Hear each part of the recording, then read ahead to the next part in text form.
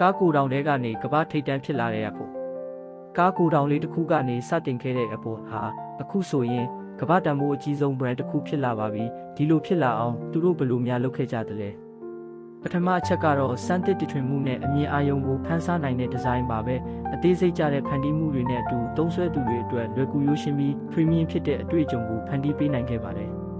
ဒုတိယအချက်ကတော့အားလုံးသိကြတဲ့ Apple ecosystem ပါ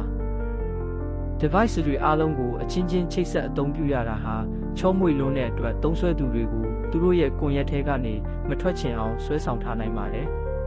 တတိယအချက်ကတော့ခိုင်မာတဲ့ brand loyalty ပါ Apple ပစ္စည်းတစ်ခုကိုကင်ဆောင်ထားတာဟာတာမန်ဖုန်းကွန်ပျူတာတစ်ခုသုံးတာထက် lifestyle တစ်ခုအဆင့်တန်းတစ်ခုလို့ခံစားရအောင် marketing ဆင်းနိုင်ခဲ့ပါတယ်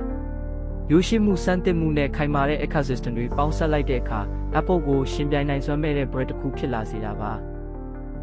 တင်ရော Apple ရဲ့ဘယ်အချက်ကိုအကြိုက်ဆုံးလဲ comment မှာရေးခဲ့ပေးပါဦး